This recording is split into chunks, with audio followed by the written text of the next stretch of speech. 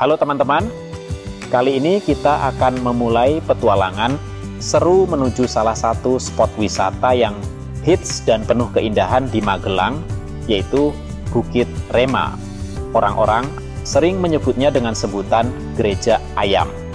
Dari perjalanan ini, kita akan menyusuri pemandangan alam yang asri, udara segar yang menyejukkan, dan tentunya suasana khas pedesaan atau perkampungan yang ada di bukit, tentunya yang bikin hati tenang.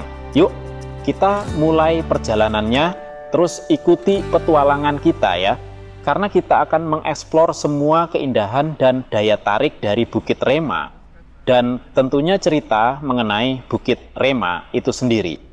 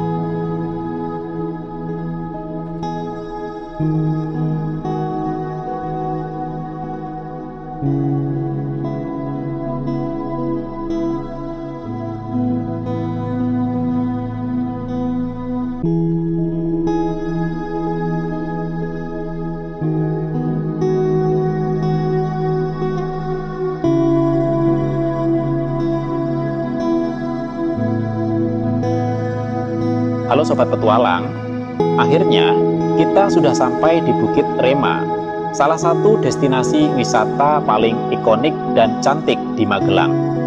Begitu turun dari kendaraan, langsung terasa udara segar yang menyejukkan dan pemandangan hijau yang memanjakan mata. Di sini, kita bisa menikmati keunikan arsitektur gedung berbentuk burung merpati, sekaligus panorama alam yang luar biasa luas. Yuk, ikuti terus perjalanan saya karena masih banyak yang bisa kita eksplor dan temukan di Bukit Rema. Jangan lewatkan momen serunya ya.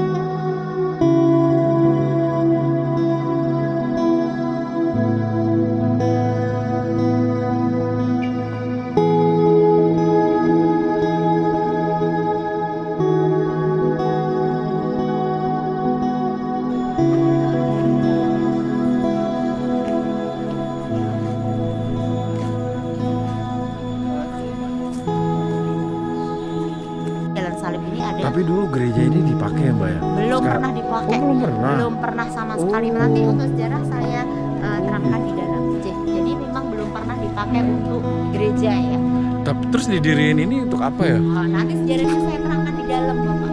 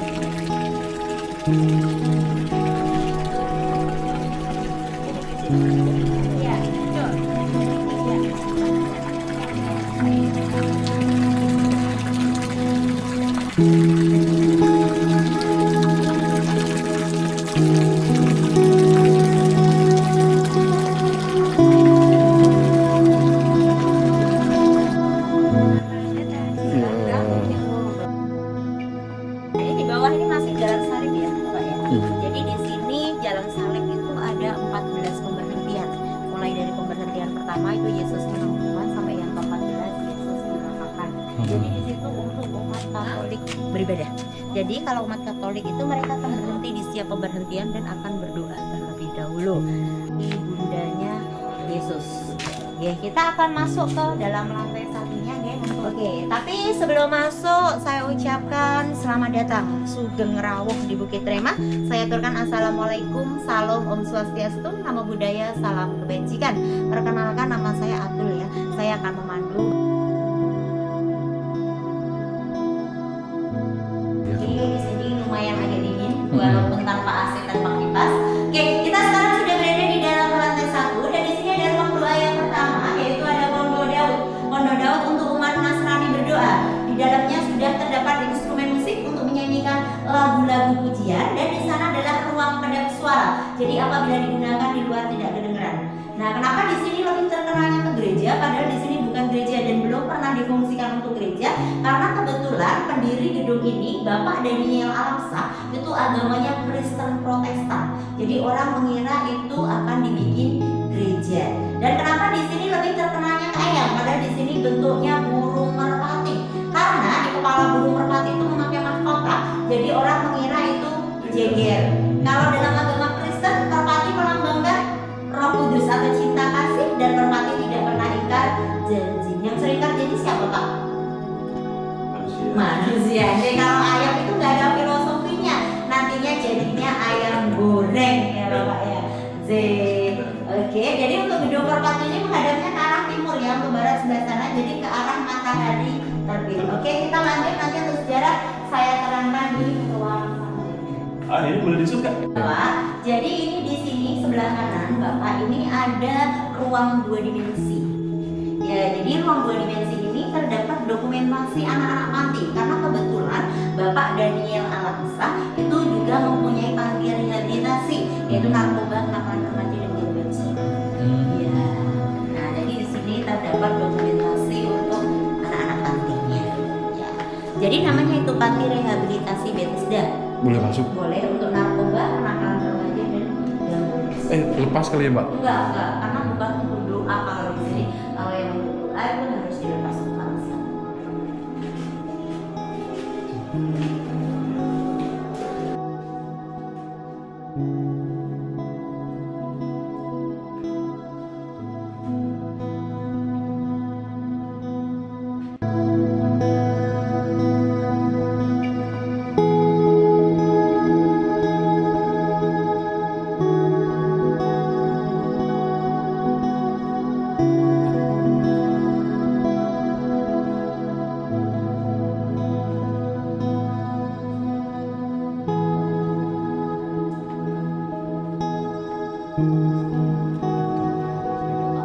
Sekarang kita sudah berada di ruang yang pertama diselesaikan oleh Bapak Daniel Alamsah. Nah, di sini saya akan menceritakan untuk sejarahnya. Oke, Bapak Daniel Alamsah pendiri gedung ini itu kan bukan asli warga Borobudur. Beliau itu datang pertama kali ke Borobudur itu tahun 1988. Beliau datang di Dusun Gopong, tempat tadi parkir mobil. Nah di dusun itu Bapak dan Lamsa bertemu anak kecil yang ada di foto ini bernama Cito. Cito itu kebetulan tunarungu dan tunawicara. Jadi Bapak Daniel Alamsa berbicara dengan Mas Cito itu menggunakan bahasa tubuh. Singkat cerita, Bapak Daniel Alamsa dibawa ke atas bukit ini oleh Mas Cito yang waktu itu sini masih hutan belantara karena Mas Cito mau mencari rumput untuk hewan peliharaannya. Sesampai di atas ini Bapak Daniel Alamsa takjub dengan keindahan yang ada di sekitar bukit ini karena keindahan itu sama persis waktu beliau berdoa di Jakarta. Kemudian beliau memutuskan untuk berdoa semalaman di bukit ini dan mendapatkan visi untuk membangun gedung merpati ini. Selang beberapa tahun, yaitu di tahun 1992, ini beliau Bapak Daniel Alamsa pada tahun 92 ya pakai baju berwarna hijau. Ya, bersama koleganya dari Jakarta itu melakukan peletakan batu pertama dan ini jalan yang tadi kita lalui di Desa Kucing. Dulu jalannya masih tanah, setapak dan penuh dengan pepohonan. Karena pembangunan gedung ini tidak menggunakan arsitek, jadi gedung ini masih menggunakan fondasi. Jadi dulu material diangkut naik secara manual, yaitu disugi batunya satu-satu. Karena memang jalannya belum bisa diakses oleh mobil. Mobilnya seperti itu lagi jalan. Betul. Jadi dulu warga sini tuh ikut nyangkutin material naik ke sini ya.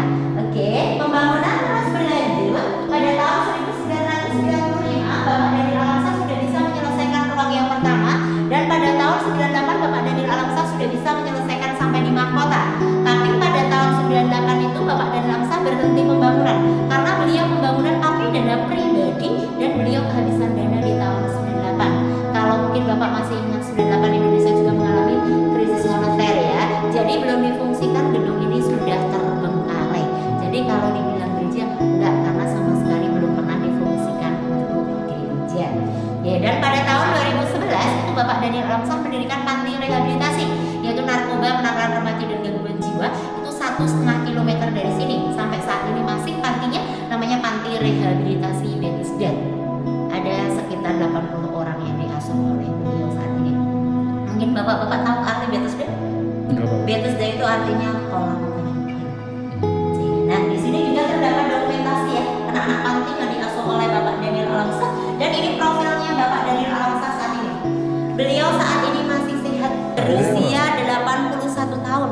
Kelahirannya Bandar Lampung, tumbuh besarnya di Jakarta, tapi sekarang menjadi warga Borobudur. Beliau berkediaman 1,5 kilometer dari sini.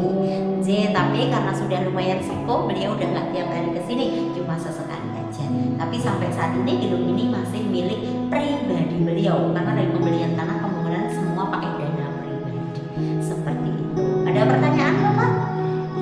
Cukup jelas ya. Nah di sini juga terdapat dokumentasi kegiatan anak-anak panti dan ini proses pengecoran jalan yang tadi kita naik satu jeep yang dulu tanah ditatain batu baru dicor itu selesai pengecoran di tahun 2014 awal. Jadi di sini terbengkalainya cukup lama ya dari 98 sampai 2014. Makanya banyak orang yang bilang peninggalan Belanda. Ya karena saking lamanya terbengkalai gedung ini sempat ditumbuhin lumut ya. Dan pada tahun 2014 akhir di sini dibuat syuting film Ada Apa Dengan Cinta yaitu Nicholas Saputra dan Dian Sastro, Cinta sama Rangga ya. Ini di mahkotanya yang nanti kita mau naik. Ini syutingnya waktu pagi waktu sunrise. Nah gara-gara syuting film ini di sini tahun 2016 tuh di sini jadi viral, rame banget dikunjungi oleh pengunjung dan sejak saat itu Bapak Daniel Alamsa bisa meneruskan pembangunan karena sudah ada dana lagi yang masuk. Dan pada tahun 2017 di sini kelas wisata ya. Nah dari tiket masuk nanti kita dapat free singkong goreng itu di bagian ekor burung merpati. Kerjasama antara Bukit Terima dan warga, pemberdayaan masyarakat karena warga di sini tuh banyak yang menanam singkong. Jadi Bapak Daniel Alamsa meningkatkan ekonomi warga di sini melalui singkong. Seperti itu. Ada dari kitab Injil karena Bapak Daniel Alamsa kan agamanya Kristen Protestan supaya menjadi berkat buat orang lain. Nah Bapak, kita sekarang akan melewati 12 ruang doa pribadi. Ke-12 ruang doa pribadi ini salah satunya. Jadi ke-12 ruang doa pribadi ini bisa digunakan berdoa untuk semua agama karena di dalamnya itu tidak terdapat lukisan yang menandakan salah satu agama. Jadi apabila mau berdoa di sini juga diperbolehkan. Nah, kenapa di sini ruang doa pribadinya ada 12 yang untuk semua agama? Karena 12 itu terdiri dari angka 1 dan angka 2. Angka 1 itu menunjukkan kita memujiannya 1 yaitu Tuhan, dan angka 2 apabila kita sedang berdoa di dalam ruang doa pribadi hanya ada kita dengan Tuhan. Nah, di sini ada wall of hope atau dinding harapan. Jadi di sini apabila Bapak menuliskan doa dan harapan itu diperbolehkan, sudah adalah tulis dalam kotak yang disediakan, nanti bisa langsung dituliskan dan ditempelkan di dinding harapan. Tim Bukit Rema akan mendoakan harapan tersebut supaya cepat terkabul karena doa itu mengubah yang mungkin menjadi mungkin. Mau menuliskan dulu atau Enggak. lanjut? Oke. Lanjut. Lanjut ya. Oke.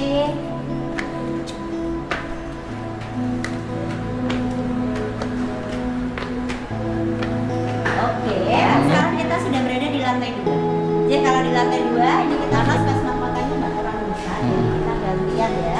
Dan di sini dibikin besar dan tidak ada penyangga tangan sama sekali. Itu menandakan bahwa setiap manusia itu mempunyai peluang yang sangat besar untuk melakukan hal yang luar biasa, asalkan kita mau berkarya dan berjuang. Karena itu perjuangan bukan pelarian. Nah, mau lomba lari dari kenyataan nggak ada lawannya. Pohon kehidupan ya, Bapak ya. Nah, pohon kehidupan ini adalah hasil karya Bapak Daniel Alamsyah, berisikan kata-kata motivasi untuk hidup kita masing-masing. Di dalam pohon kehidupan itu terdapat 3 mangkuk. Apabila kita datang bersama keluarga, boleh mengambil pesannya di mangkok yang paling atas. Apabila bersama pasangan, bisa mengambil pesannya di mangkok yang tengah. Apabila bersama teman atau sahabat, itu bisa mengambil pesannya di mangkok yang paling bawah.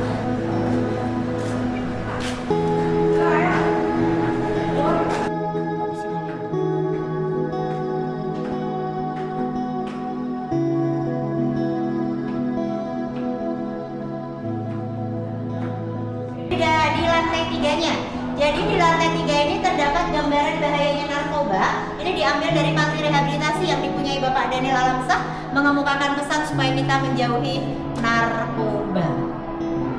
Lantai 4. Pelan-pelan saja, nggak usah buru-buru Bapak. Oke. Nah, sekarang kita sudah berada di lantai 4. Jadi di lantai 4 ini terdapat gambaran keanekaragaman budaya dan kebinekaan NKRI dari Sabang sampai Merauke. Lantai 5 merupakan lehernya burung merpati.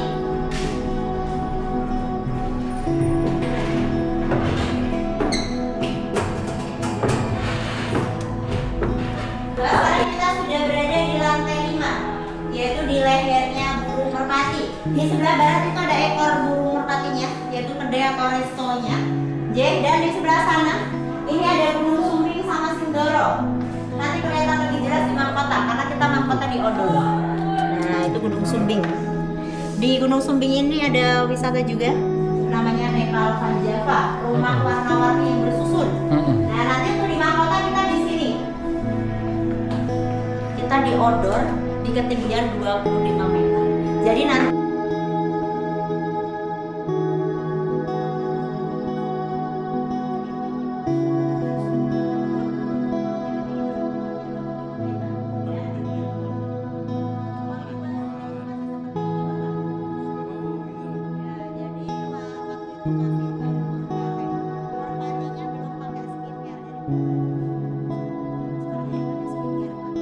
di lantai 6 di paruhnya Candi Borobudur kelihatan arah jarum jam 1. Kelihatan ya Pak, Candi Borobudur. Itu kelihatan stupanya jernih sekali. Dan di sini ada Gunung Merapi. Kalau sebelahnya itu Merbabu, tapi ketutup awan puncaknya. Ini Merapi sama Merbabu. Karena Magelang itu kan dikelilingi oleh gunung Bapak. Dan ini mulut merpati ini terbuka. Itu berfilosofi. Iya, di mulutnya di lantai 6. Nah, kenapa mulut merpati ini terbuka? Itu berfilosofi hidup dan mati seseorang itu salah satunya yang mempengaruhi adalah mulut kita.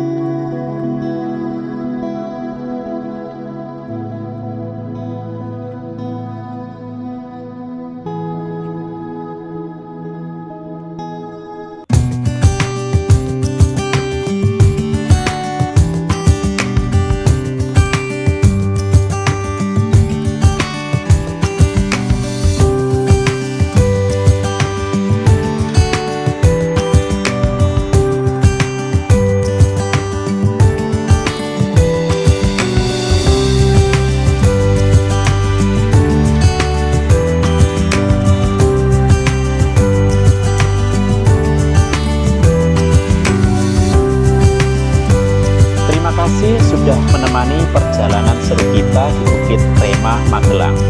Dari asal-usulnya yang penuh makna hingga pengalaman-pengalaman unik yang kita rasakan bersama, Bukit Prema memang tempat yang memadukan keindahan alam dengan cerita yang dalam. Semoga keajaiban arsitektur burung merpati yang memakai mahkota ini dan panorama alam yang memukau di sini bisa memberikan inspirasi dan ketenangan untuk kita semua. Jangan lupa untuk selalu menjaga kebersihan dan kelestarian tempat ini agar keindahannya tetap terjaga untuk generasi mendatang. Sampai jumpa di petualangan berikutnya dengan cerita dan pengalaman menarik lainnya. Tetap semangat dan terus eksplorasi keindahan Indonesia. Sampai bertemu lagi teman-teman.